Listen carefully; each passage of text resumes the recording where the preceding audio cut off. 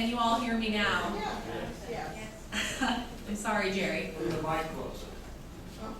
Okay. Why are Can you you hear guys me all now? the way over there? Come. I do encourage you to move.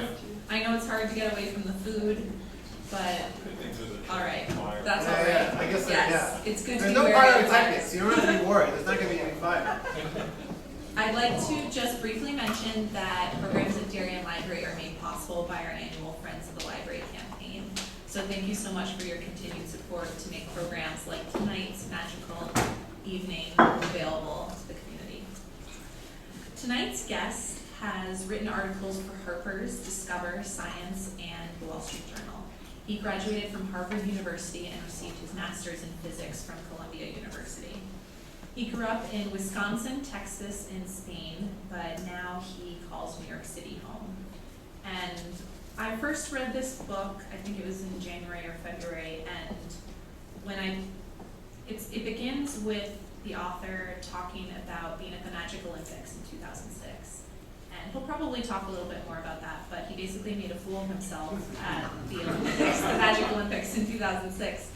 And then he went on to really pursue magic and chase his dream and make some sacrifices in the meantime. And along the way, if you're reading, you get to learn some wonderful things about physics and math, including in order to completely randomize a deck of cards, it actually has to be shuffled 7 times, which is one of those facts that I was reading, and then anyone near me, I was like, I have to tell you something awesome. And there also is a whole chapter on watch stealing, so I don't know if anyone wants to pursue that as a hobby, but I did wear a watch tonight in hopes that maybe it would get stolen.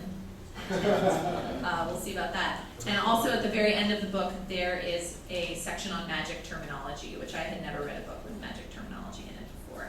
And just to sum up, I was reading some reviews on Goodreads this morning, just thinking about what I was going to say before we introduce tonight's guest. And someone wrote a review that I thought it really summed it up nicely, so I'm just going to read that to you briefly. The real joy of this book is all the eye-opening insights into things like unintentional blindness, the science of touch, the psychology of deception, and of course, the art of the con. Don't you find it interesting that con artists are the only criminals we refer to as artists? So with that, I would like to introduce tonight's guest, Alex Stone.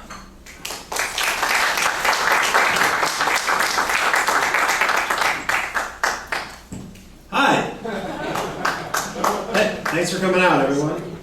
A lot of people might be asking themselves, who is this guy? Who's this handsome guy?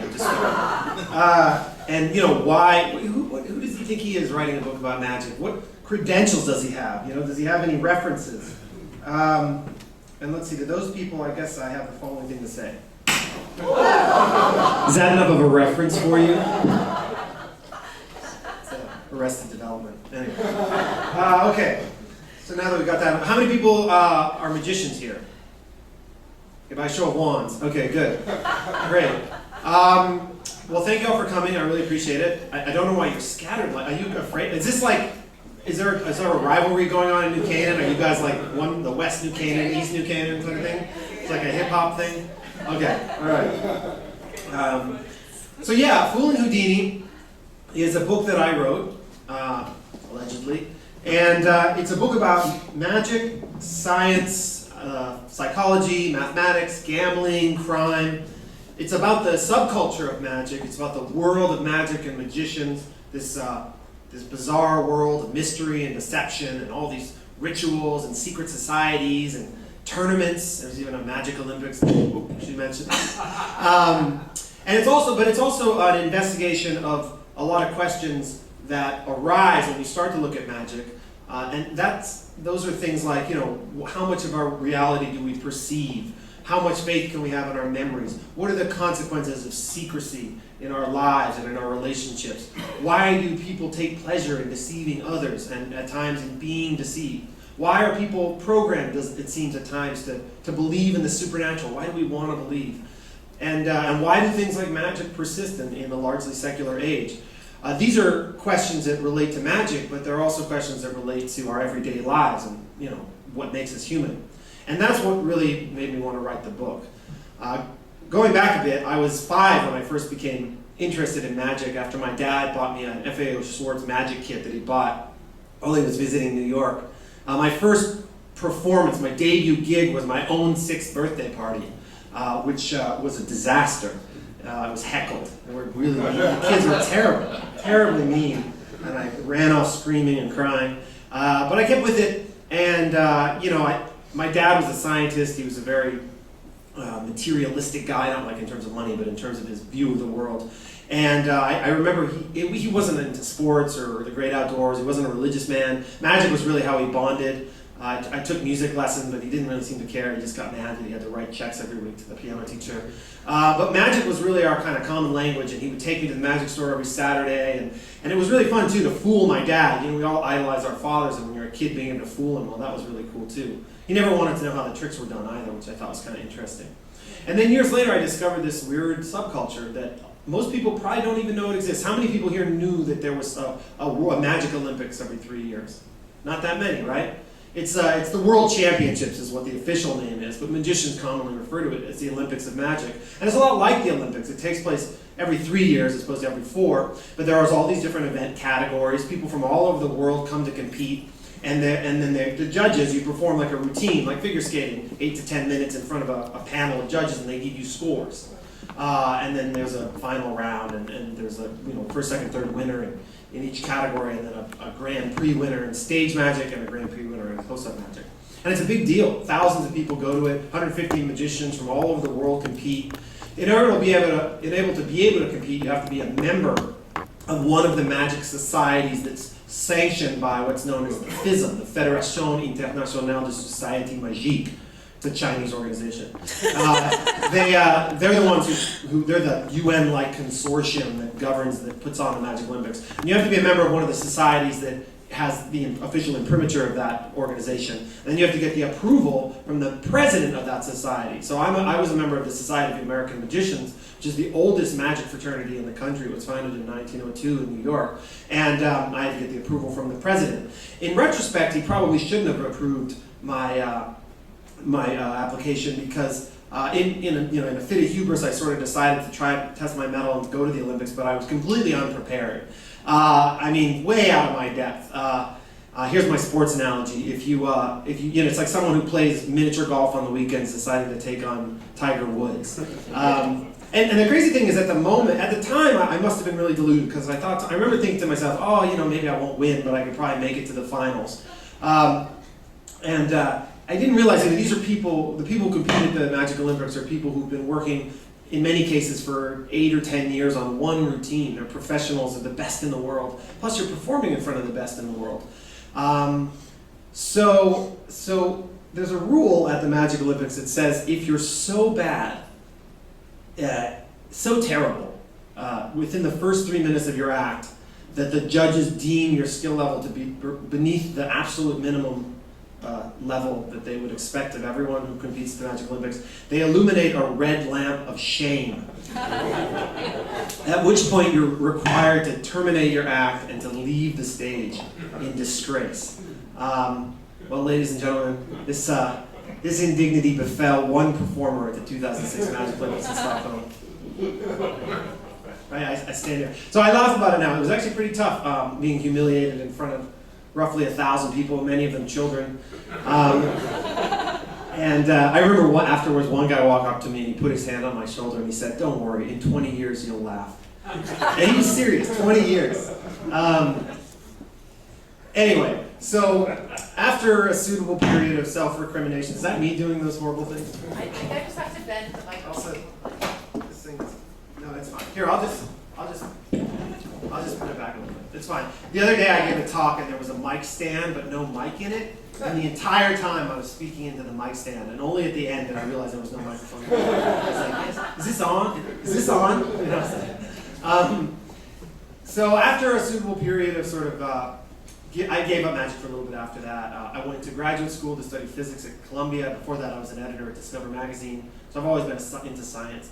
And then I went to study physics. I worked in an astrophysics lab. I always really loved physics because it seemed to me like physics was really after these almost spiritual questions about where the universe, how the universe originated, where it was going, what the basic constituents of matter were. Einstein said that the most beautiful experience we can have is the mysterious. And I think in many ways, the same thing that interested me about magic interested me about physics. Also, physics and magic are both kind of about nerds playing God. I gradually got back into magic, though. I went and searched for a mentor. That was one of my first steps. There's the legacy and mentorship are really important in magic. Magicians often speak of each other in these sort of patrilineal terms. It's like the Iliad or like a kung fu movie. They'll say, the great Juan Tamariz, whose master was Ascanio, father of Spanish close-up. And so I ended up going to this grimy pizzeria in downtown Manhattan, well, actually more in Herald Square area of Manhattan, near these old magic shops, where every Saturday it turns out these guys gather in a pizzeria, and it's a ritual that's been going on for like 100 years. And they gather in this pizzeria and they share secrets, and there was this one guy who was sort of the leader of the group, this old, crusty guy, kind of an angry guy. And gradually he took me into his confidence and turned out to be a really great person and a master of sleight of hand, an encyclopedia, and you'd go there every Saturday and listen to his feet.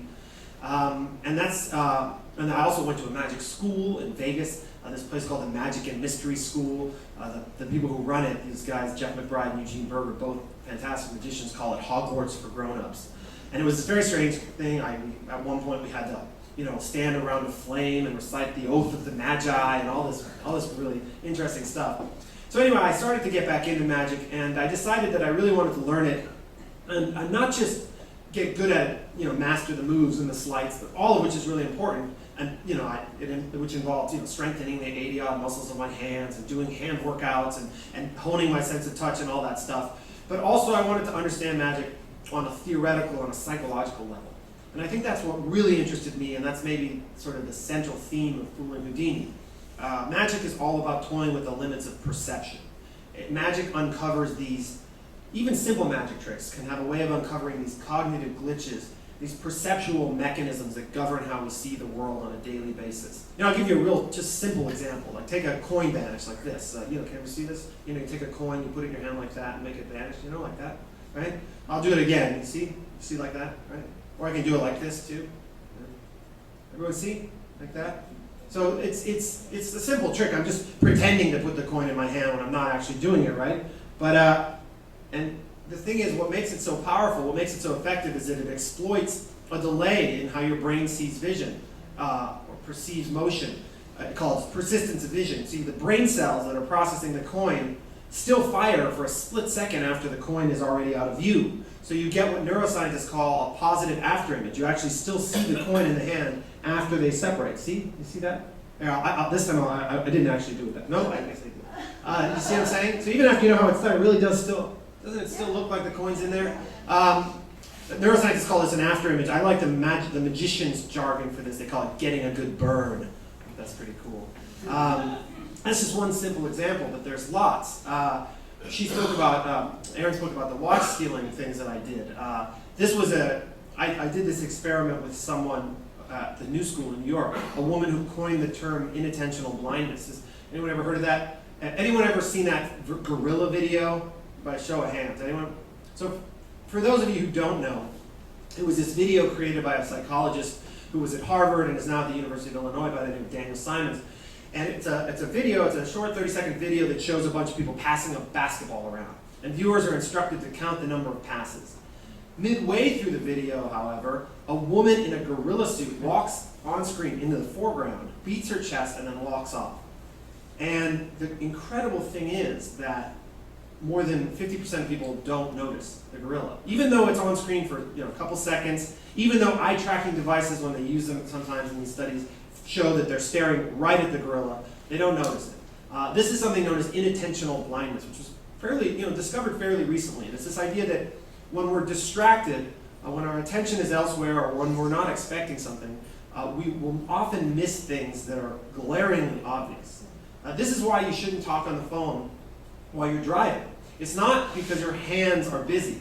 In fact, studies have shown that hand-free devices are no safer than regular devices. And it turns out that cell phone drivers, according to the British Journal of Medicine, are almost as bad as drunk drivers, if not just as bad.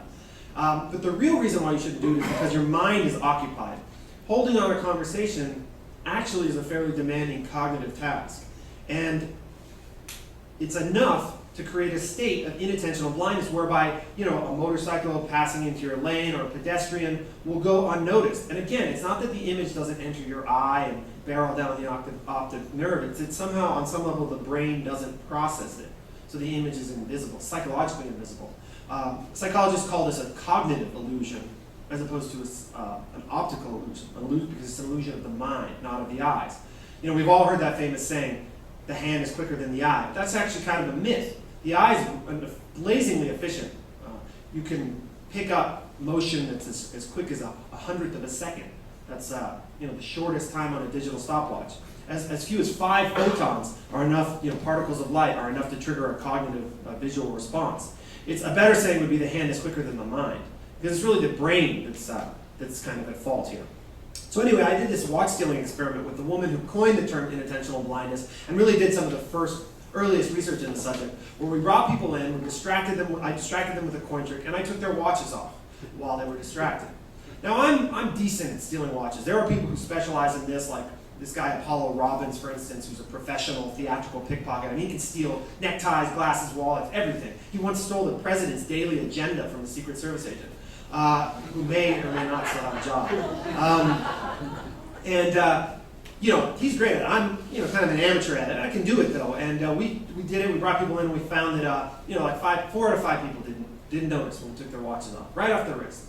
In one case, the alarm went off on the watch. The woman still didn't notice. Again, this is the kind of thing you think, well, I would totally feel that, but most people don't. And again, it's because they're distracted or they're not expecting it.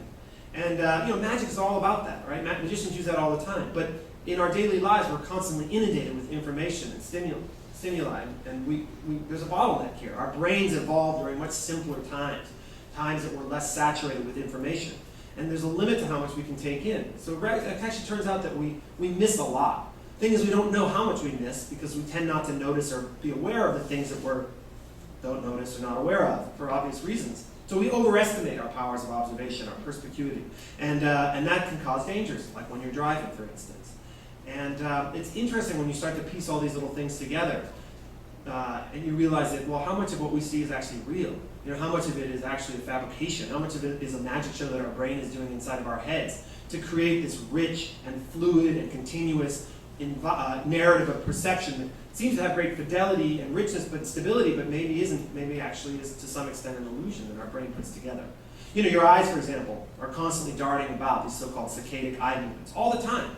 And you don't notice that because your brain edits out that motion. And also they found, in a related studies that people don't notice often very drastic changes in scenes from one scene to the next.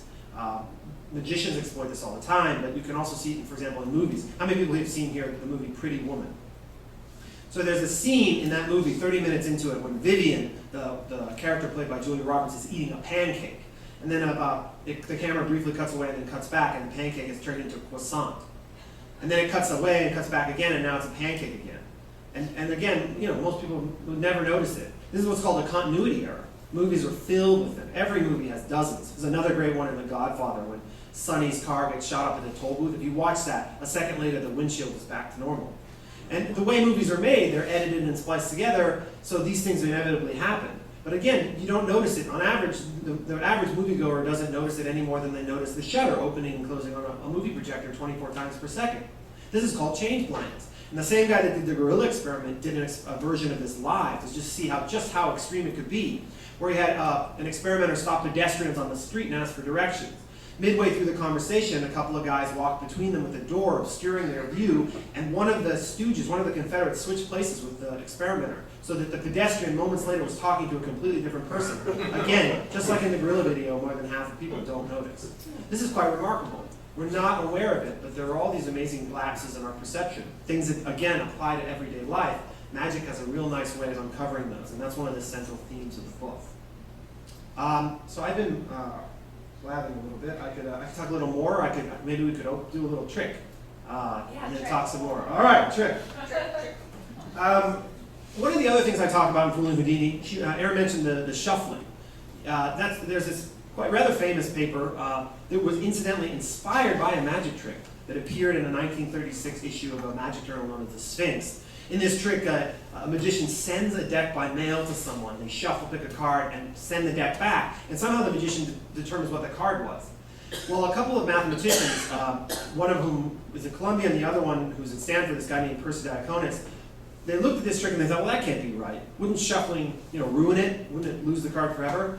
And then they thought, well, maybe shuffling's not as good as we think it is. So they constructed a mathematical model to figure out how much you have to shuffle to really randomize a deck. A curious aside, their model built on a work that was first done at Bell Labs back in the 1950s. Really the first mathematically rigorous approach to modeling shuffling came out of Bell Labs, where information theory was created. It's and there's a book about that now called The Idea Factor.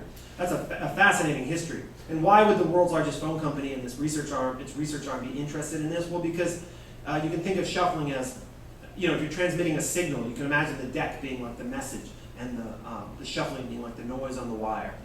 But anyway, they did this experiment, or really an analysis mathematically, and they found that it took, on average, 7 shuffles to mix a deck of cards. Just way more than anyone, and especially casinos, anyone thought. No one at a casino ever shuffled 7 times. And that was weird, but what was also maybe even weirder was that it doesn't happen gradually. It's not like 1 or 2, after every shuffle it incrementally becomes more random. What actually happens is that even after about 5 or 6 shuffles, you can still pick out patches of the original order. But then right at 7, that's like the magic number, boom, it crystallizes, it hits a tipping point, and it exponentially decays into randomness. It's like a cliff. The cards suddenly become mixed, and then after that they're mixed. It's a little bit like, you see this nonlinear, this cutoff phenomenon in nature. When you imagine if you're mixing, making marble rye or bread dough and you pour in some chocolate syrup or something. You'll see that the swirls are swirls, and then all of a sudden it becomes homogeneous pretty quickly. And drug companies worry about this when they're mixing chemicals and drugs, because they don't want one person to get all the antihistamine and another person to get all the analgesic. So they have these optimal mixing algorithms. So you see this all over the place. And yet, this was a pretty broad and significant mathematical result that was arrived at from a magic trick. Now, this result concerns the sloppy shuffles that you do, when you do a messy shuffle. But it turns out if you take a deck of cards and you split it exactly in half and weave the cards together perfectly, so that they alternate precisely. So 26 cards, and then you do this with them.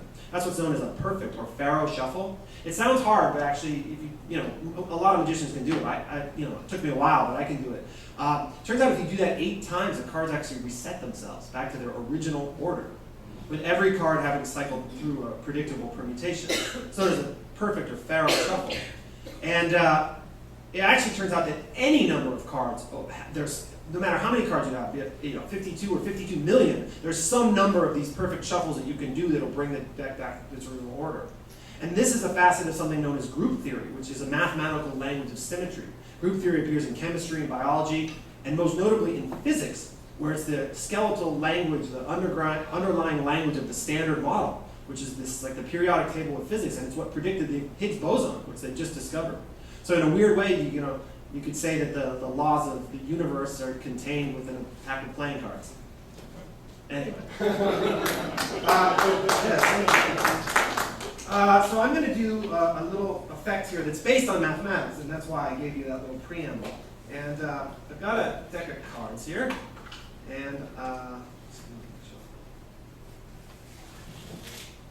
it's important that, can you guys see it? I know it's not super easy, but it's just important that you can tell that they're all mixed up. All right?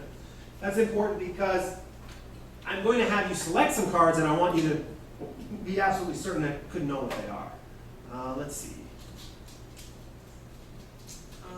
Catch. Okay, take the cards out of the box, please. And don't let me, see anything, but just, yeah, perfect. Everyone got one? All right, so which one, raise your hand if you had a red card.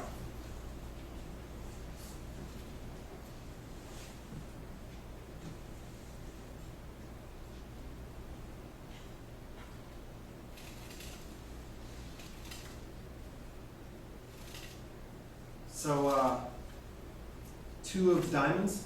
That's it. 10 of diamonds. Ace of clubs. That's right. 8 of spades. 4 of clubs. And 2 of hearts. All right. right. Thank you. Sorry about that. So let me. The second time around is probably a little more transparent how the trick is done. No. Oh, okay. Not to us. Because at the beginning, I do all this rigmarole to make you forget the key secret, the key point of information, which is the color order of the cards, right? So that's what's known as time misdirection in Magic. I ask all these questions, and by the end of it, you've probably forgotten that at the very beginning I say, who has a red card, who has a black card, and that's actually the secret. So this uses a mathematical idea that's known as a de Bruijn sequence.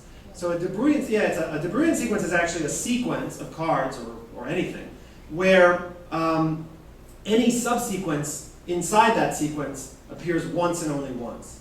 So in this case, what I've basically done is I've organized a deck, a 52-card deck, so that the color sequence, red, red, black, red, whatever have you, any 6-card color sequence, in this case it was red, red, black, black, black, red, I think, that appears just one place in the whole sequence. And it's cyclical. You can imagine a circle, so cutting doesn't do anything. It doesn't change anything at all. Which is a neat idea. And this de Bruijn sequence, it's not just for card tricks. You see it in genetic code. Neuroscientists have used it to try to understand how we parse visual signals and data. Robotic engineers use it to improve the efficiency by which robots navigate a two-dimensional space. And you can even apparently use it to help you hack into those numerical key code locks you see on luxury cars. So it's all over the place. And you can use it to do a magic trick. And what I did here is I basically wrote a little computer program to find a sequence like that and made a deck that conformed to that sequence. And then I had to memorize the order of the cards. And on top of that, I had to associate the sequence itself with the first card in each subsequence. So what I did is you convert that to a binary number. So basically the reds are zeros and the blacks are ones. So in this case it was the number 14. And then I used something known as the major system to convert the number into a word, which is like an action or an object. Each card is a person, and then I combine that object or action and that person, and I create an image which I then install in a virtual space known as a memory palace. And this is a 1,000-year-old mnemonic technique that you can use to memorize stuff, and it's amazing. A lot of people have heard of photographic memories. Everybody has a photographic memory. It's just a question of how you tap into it. And the way you tap into it is by converting verbal and numerical data into images and then installing them in some imaginary space. Usually it's good to use like the house you grew up in or your office. I use the house I grew up in. And the reason why you can do this is because your visual memory is orders of magnitude more capacious than your memory for words or letters. They've done studies, for instance, that found that where they show a group of people like 10,000 faces, and then later they say, oh, here's a face. Was this one of the ones that you saw? And they can remember 10,000 faces. For words, it's like 10 words. It's way better. So basically what I've done is I've just taken this deck and taken the numbers and I've installed them in this imaginary space, and assuming I get it right, I just walk through this in my house and I see all the cards one after the other. Not quite sure what happened that first time. I must have just, I don't know. Anyway, I actually think what happened was that the deck, I stacked it wrong. So I think, it just got mixed up or something when I was doing it. So anyway, that's one example of a trick that can be based in math, and I think it's pretty cool. And I know I'm not supposed to tell a secret as a magician, but I think that one is kind of elegant and worth pondering. So yeah. Okay, I'll talk about a couple more things, and then maybe I'll open it up to questions.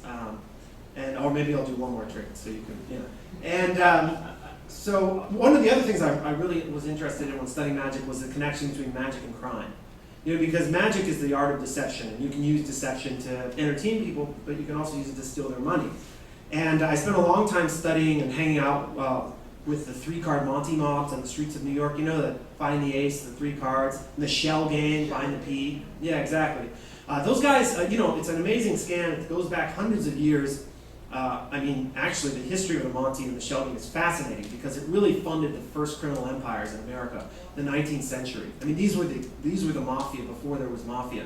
These guys aboard the riverboats and the trains. One group back in the late 1800s made what today would be $25 million in a few years aboard the riverboats just doing the 3-card Monty. Can you believe that?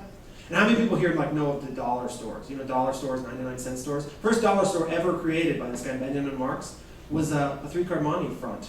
He needed a place to scam people, so he bought a store. He opened up a storefront, really nice items in the window at remarkable, preposterous discounts, lured people in, and once they were inside, he, shepherded them to the back where they took them for all they were worth with the three-card Monte game played over the face of a wooden barrel. Since no one ever left with any money, none of the merchandise was ever sold.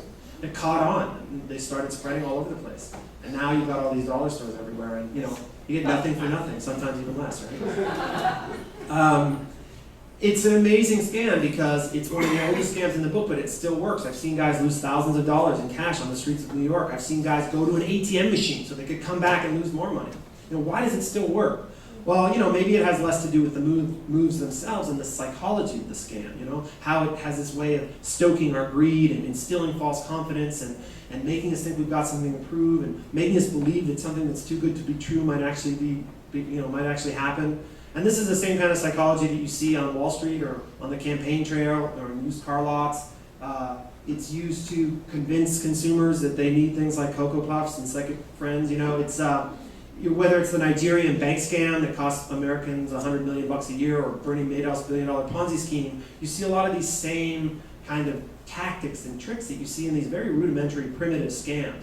I spent a lot of time looking at that, and that's a big part as well. It's a big chapter in Fooling Houdini where I talk about that. I also went to Los Angeles, to the Magic Castle, and studied with this group that calls themselves the School for Scoundrels. It's this group of magicians and former con artists who are the world's foremost experts in these games. And it's really cool. A lot of people think that the three-card Monte works because the spectator or the sucker, the mark, doesn't realize it's a scam, but that's actually not how it works at all. In fact, it depends on them realizing it's a scam. The whole purpose is to convince you that it's a scam and that you can write yourself into it. And usually it involves 6 or 8 people. It's not just one person. A couple of guys looking out for the cops, and then a bunch of Confederates known as shills who play the game. And one person will bet and win. Another person will bet and then lose in like a stupid, transparent way. And then the operator, the person slinging the cards, will turn their head, and one of the shills will cheat and win. And then another shill will try to cheat, but this time the operator catches him, and while the cheater's looking away, he'll switch the cards. So the sucker is seeing all of this and thinking, oh my goodness, this game is rigged, there's no honor among thieves. The operator will sometimes play like he's drunk or stupid or stoned, and the sucker thinks, oh, I can beat this guy, I can take this guy, I can scam the scammer. And it works time and again, and like Aaron said, there's a reason why, it takes us, one thing to steal someone's purse or, hold someone up at gunpoint, but to get someone to willingly part with their cash in this way, it takes a somewhat defter touch. So maybe that's why the con artists are the only criminals we call artists. And there's a certain, there's an interesting thing about that. There's another con that I talk about in the book that people often don't think about as a con, and that's this mentalism, I have a chapter on psychics and horoscopes and all this stuff, and there's a branch of magic that concerns itself with that, with how to appear like you're communing with the dead, or like you have secret information about someone that you don't have. I can give you an example, actually. Would one of you mind coming up for a sec? Yeah, you. I don't want you. Just going to give you a quick example of this. What's your name? Rosanna? Rosanna? Big hand.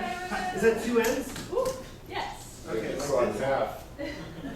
Rosanne. N-N-A, yeah. Sorry. Rosanna, I want you to think of someone who's meant something to you, someone close to you, but who's not here right now, who's not in this room. Okay. And you have them? Yes. And I want you to write their first name right here on this line, okay? Yeah. And don't let me see, I'll turn my head. And when Okay. you're done, just you can fold up the paper, I'll turn away, okay? Got it? Yeah. Okay, great. I just want to get an impression here. Mhm. Now this is someone you've known a while, isn't it? Yes. Quite some time, quite a few years, right? Mhm. It's not a family member, is it? Could be. Female. I'm getting like a female family member vibe. Yes. It's not your sister No. or your mother, maybe No. your daughter, perhaps. Maybe. Maybe your daughter. And is she grown up, or is she still live with you? Half and half, because I'm getting this weird feeling of there's some certain distance. Like, was she away recently? She was. She was away recently, and you spoke to her, and she said, "It's me, and I miss you," and she said, "It's me, Emily." Is Emily your daughter? Yeah.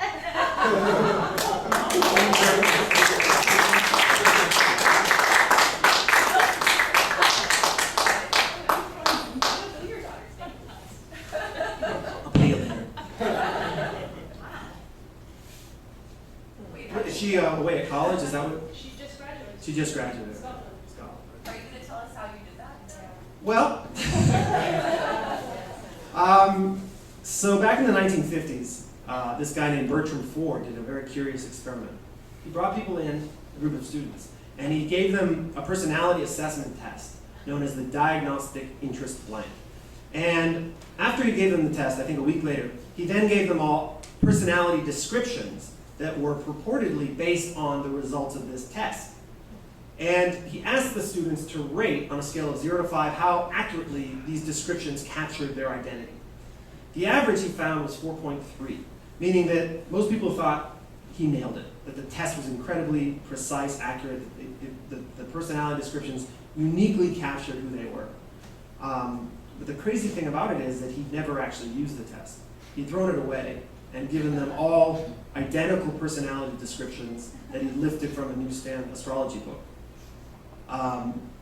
They've since repeated this experiment dozens of times, and the average always hovers right around 4.3. And they call this the Barnum effect, after P.T. Barnum saying there's something for everyone. This is a very general principle, this way in which people are biased towards accepting generic personality descriptions as lifelike portraits. They even did, there's a remarkable corollary to this, where they had a mock astrologer ask people, they separated people into 3 groups. One group gave the astrologer their exact birthday, the other group gave just the month they were born, and the third gave nothing. And then they were all given identical readings by this astrologer, again, supposedly based on the info that they gave, and asked to rate the accuracy of it. The people who had given no information rated it 3.7. The people that had given the month of their birth gave it a 4, and the people who had given it exact birthday gave it a 4.3, meaning that the accuracy of the reading was a function not of what the astrologer told them, but of what they told the astrologer, which is kind of crazy, right? These kinds of these principles, these psychological principles, things like confirmation bias are where we tend to remember the things you got right and forget the things that misses, along with trickery, like being able to secretly figure out what someone wrote down on a piece of paper, is all part of this branch of magic known as mentalism. It's a very, very powerful branch of magic because a lot of people don't realize it's magic. And it's the type of techniques that people like John Edward and Sylvia Browne use. Houdini spent a lot of his life fighting against these types of people, fake spirit mediums and fake psychics who con people out of money and instill false belief systems. A lot of religions might have been founded on some of these things, actually.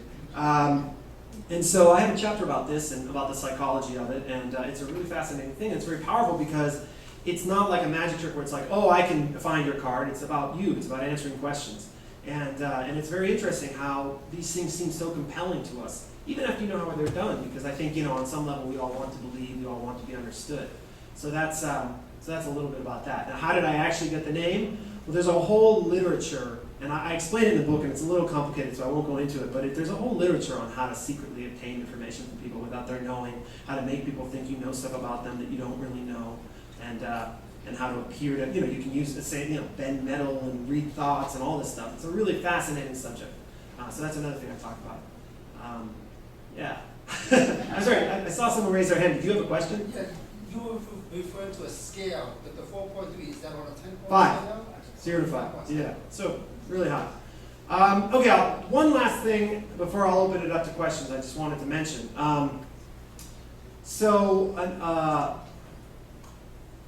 The other thing one of the things that I was really interested in, was this idea of the powers of our mind, how our minds can adapt. That's something we've all kind of heard about.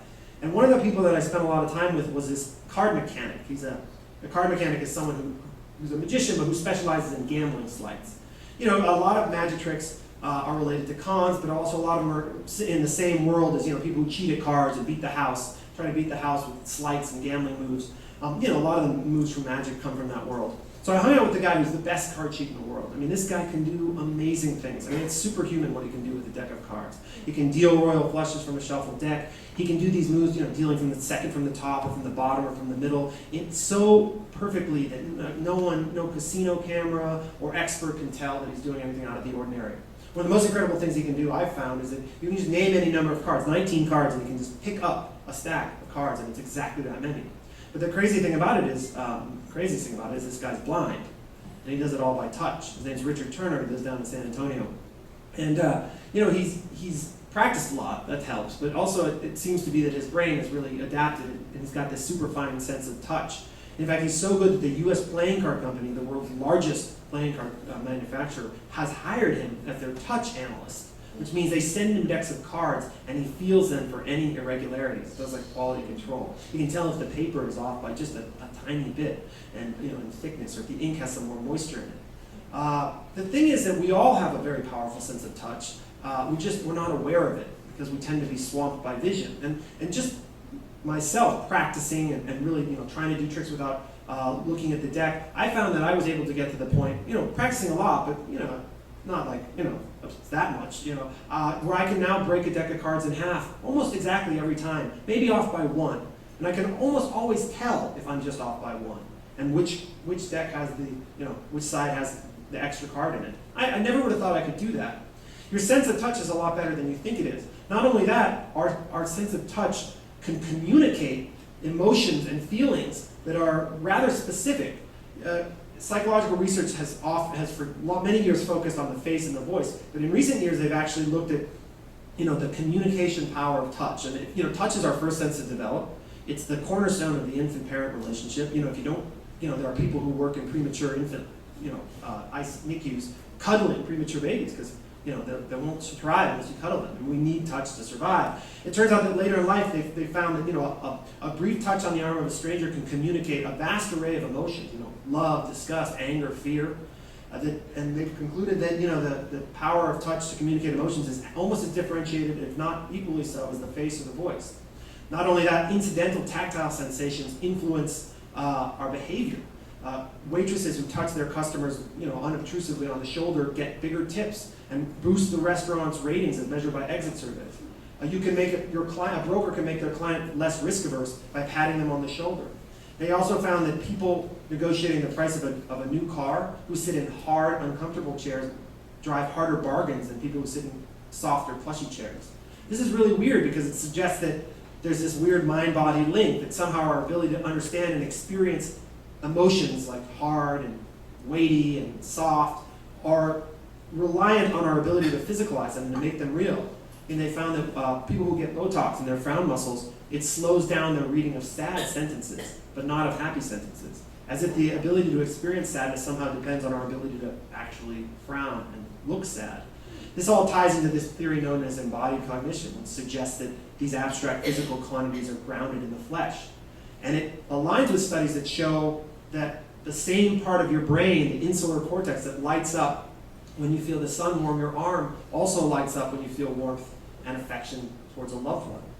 So this is one of the tangents that I go on in Fooling Houdini. Now, as an aside, when they found that blind people, have more often they have perfect pitch, and blind musicians have perfect pitch twice as often as non-blind musicians. Their sense of touch is far more accurate, because the brain can really change and adapt. And one of the things they've also found, though, that's quite remarkable is that when a blind person, say, reads Braille or does some tactile task, the visual cortex, the part of your brain that is activated when you look at things, like watching a movie or a baseball game or reading, the visual cortex, the man's inner eye, in blind people, when they're reading Braille with their fingers, is activated. So in some very real sense, it's as if they're seeing with their fingers. And neuroscientists didn't think this was possible 20 years ago. They thought, well, okay, the brain can change and adapt, but one major brain region can't take over for another. Cross-modal plasticity was thought impossible. The brain is full of tricks, and it can adapt in remarkable ways. And that's also one of the themes of the book. So anyway, take-home message, magic is awesome. It teaches us a lot about what it means to be human, and I want to thank you all for coming, and I hope you enjoyed the talk.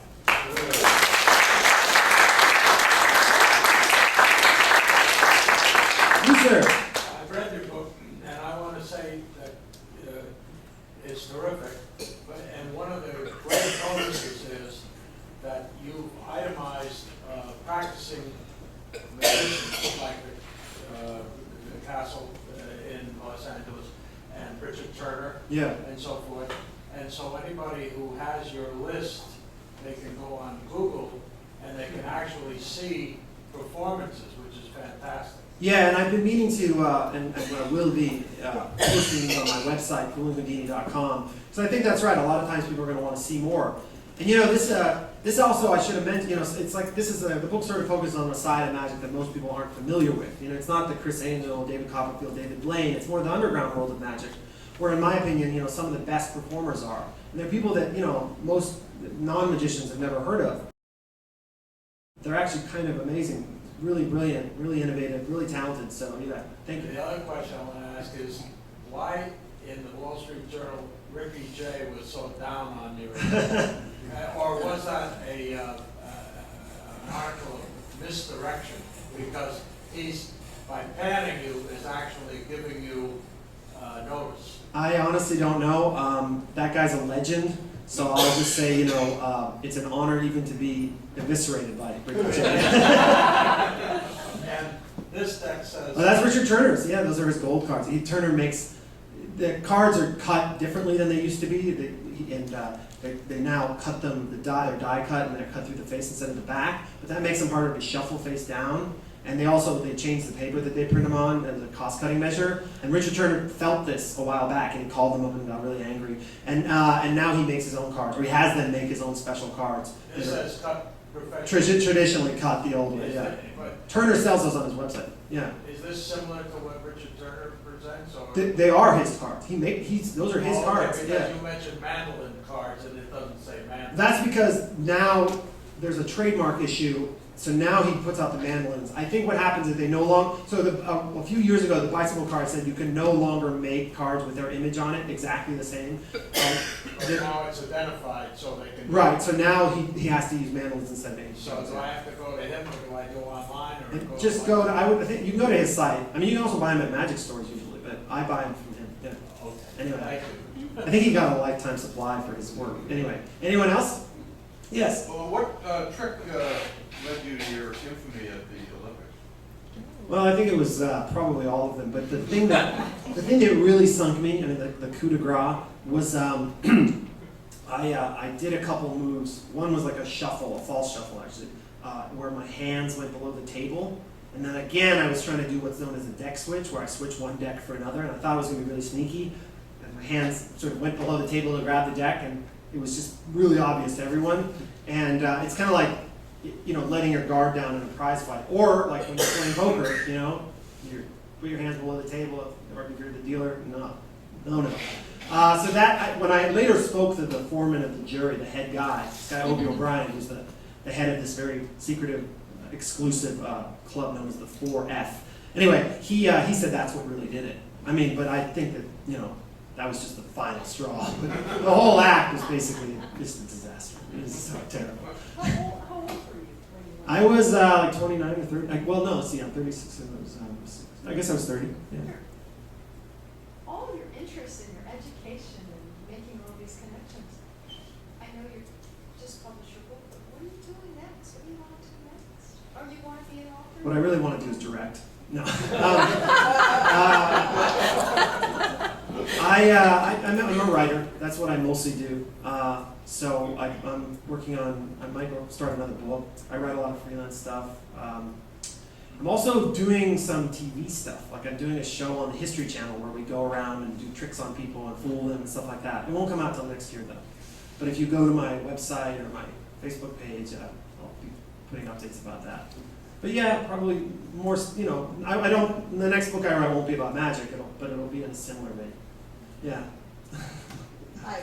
I wanted to ask you when you were talking about Sylvia Brown, and all other these mentalists that are kind of hokey.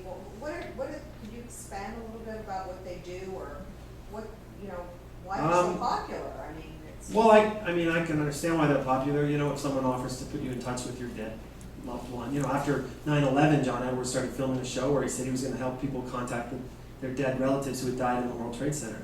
Didn't air because it's a little too inflammatory. I think we all want to believe that that's, possible, that we can be understood, that we can learn about our future, I think it's incredibly compelling. I think it taps into something that's sort of universally part of the human psyche. And they're also very convincing, and they're good at it.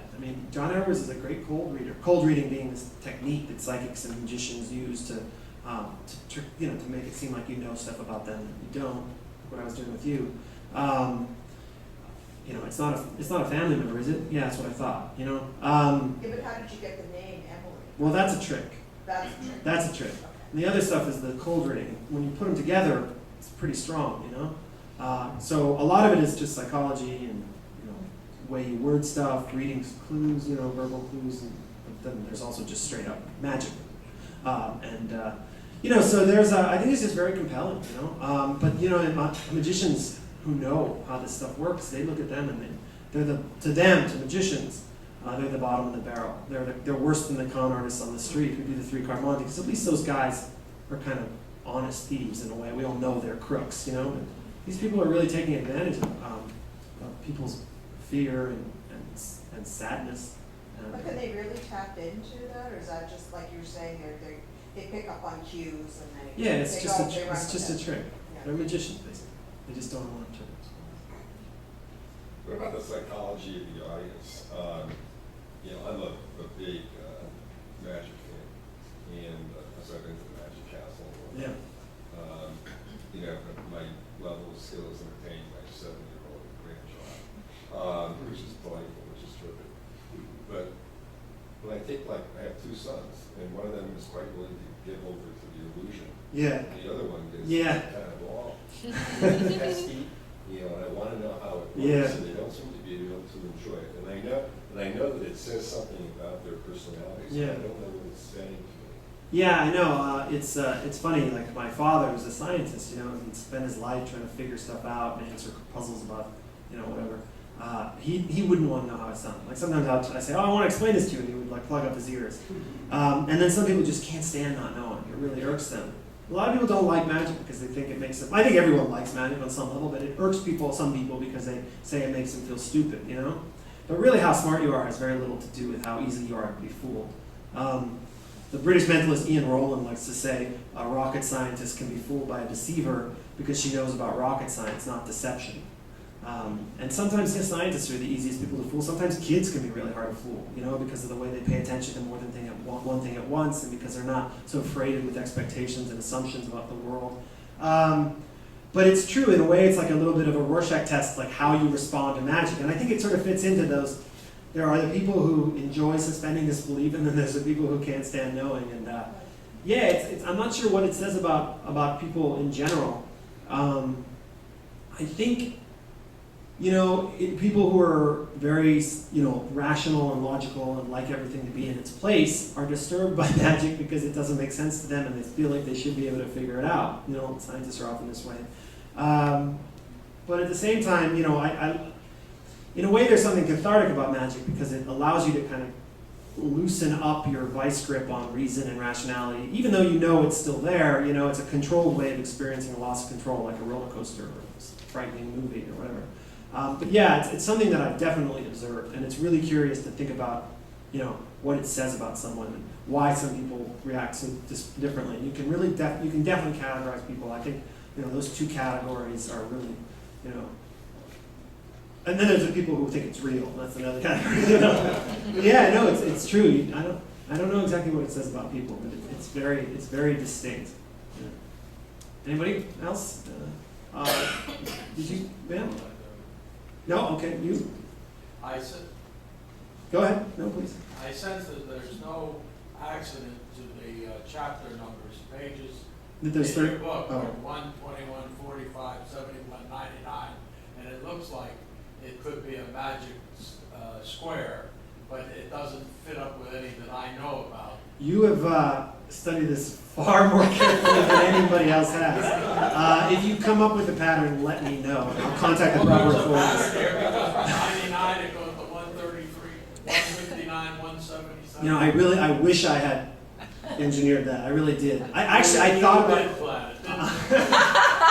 Honestly, Well, you know about magic squares. I do. Yeah, of course. Yeah, they're Well, awesome. you're off a little bit. The paperback. I'll change that for the paperback. Sorry. Is there still that Monday night thing? Oh yeah, it's still going on. Yeah, it's quite good. They changed venues, but yeah, How can you? just Monday Night Magic. Okay. Yeah, it's still running. It's a great weekly show in Manhattan, downtown. Yeah. Where do you find that? Just Google Monday Night Magic, and Don't say where it is. yeah, they tell you it's. It used to be at the on Bleecker Street, but they just moved like last year. It's downtown. You go on there, you get a full schedule.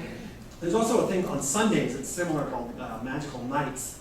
It's more expensive though. It's basically the same show but with dinner. So Monday night. Okay. Anybody else? Okay. I just want to share something because I went to, as part of the New Yorker Festival 2 years ago or 3 years ago. They had a Sunday morning of magic at South Seaport. Oh yeah, And yeah. it was terrific. And one of the things they said, much like saying the only crooks that are called artists is not artists, they said magic was the only art form where you were not allowed to see the art. Yeah, that's right. It's really, there's nothing else like magic. Magic is about art concealing art. You know, no other movies don't care if you see behind the scenes, or musicians don't really mind you learning their songs, but magic requires this blanket secrecy. That's something I didn't really get to talk about, but in one of the chapters I talk about, well, what is it, what is it all about, the psychology of secrecy, and how does keeping secrets affect, our relationships, and is it responsible, how does it relate to infidelity or to, our health? It turns out that people who keep a lot of secrets get sick more, but magic is very peculiar in that regard. I just had a question. You mentioned the memory issue before about words. You had 10 words that you could possibly remember, or something like that. Yeah. 10,000 pictures. Can you not look at a word as an image, or is that not possible? Yeah, that you can. I mean, that's if you want to remember words, the way you do it, or numbers, or anything, is to turn it into an image and install it in some imaginary space. So if you want to remember words, you've got to take those words and somehow make them into images, right? And how would you do that? Well, there's different ways. You should look. I mean, there's books on this. The classic is Harry Lorraine's books on memory. But for example, it depends on the words. Like words like and the and but are hard, right? But if it's a noun, right, like bear, then what you would do is you would take the bear and you would put it in what's known as a loci,